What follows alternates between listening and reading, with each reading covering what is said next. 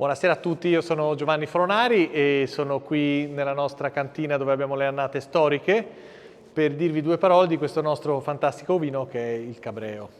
Il Cabreo nasce nel lontano ormai ahimè, lontano 1982, è stato uno dei primi Super Toscan, quindi un vino IGT,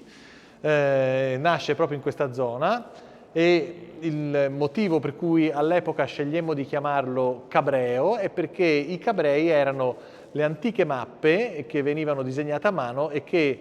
definivano i poderi con i loro confini e le loro coltivazioni che venivano fatte all'interno di essi. E quindi il concetto nostro è quello che un vino del genere, di questo livello, di questa qualità, va legato sicuramente a un territorio, a un vigneto d'origine e a una zona, e quindi il concetto di Cabreo lo calzava, direi, a pennello.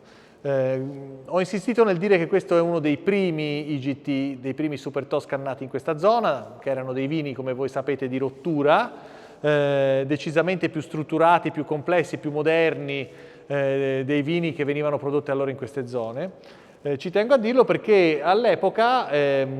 quando nacquero questi vini, quindi a cavallo tra gli anni 70 e gli anni 80, eravamo in pochi a crederci. Poi dopo, dagli anni 90 in poi, questo settore è stato un po' inflazionato, quindi adesso ci sono tantissimi di questi vini, però Cabreo possiamo dire che è stato uno dei primi. Noi siamo qui nella biblioteca storica, infatti come vedete ci sono delle vecchie annate, le teniamo perché di tutti i nostri vini di fascia alta noi teniamo almeno 500 bottiglie all'anno per capirne l'evoluzione, per soddisfare le esigenze di alcuni collezionisti o per fare degustazioni verticali con giornalisti, eccetera, eccetera. Anche se noi siamo qui dove ci sono le nostre annate storiche di Cabreo, oggi io vi volevo parlare rapidamente dell'ultimo nato, quindi del Cabreo 2018, e questa è l'annata che verrà appena immessa in commercio. Ha avuto il suo affinamento in barrique, noi invecchiamo in barrique di rovere francese, ha avuto il suo lungo affinamento in bottiglia, perché questi vini spesso vengono venduti sul mercato con poco invecchiamento in bottiglia, che è ciò che gli aiuta a diventare più equilibrati e più facili più bevibili. Adesso vorrei un attimino assaggiarlo con voi. Premetto che l'annata che sta uscendo, che è l'annata 2018, è stata un'annata, direi per noi qui abbastanza facile, perché era un'annata omogenea come andamento climatico, sia come quantità di pioggia e freddo durante l'inverno, sia come temperature estive che non sono andate oltre certi limiti, quindi direi un'annata abbastanza facile. In più non abbiamo avuto la sorpresina che abbiamo spesso ultimamente della gelata primaverile,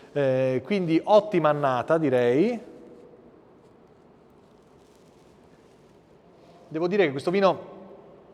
è fantastico perché associa il fatto di essere sicuramente un vino moderno, innovativo e quindi più facile da comprendere per molti appassionati di vino che non hanno questa abitudine, esperienza di lunga data, però nonostante sia più moderno sicuramente ha un bel legame col territorio e quindi è un vino che ha una sua forte identità, che è quello che vogliamo. E in questo caso a renderlo così interessante è sicuramente anche il blend che consiste nel Sangiovese, Cabernet Sauvignon e Merlot, un terzo, un terzo, un terzo.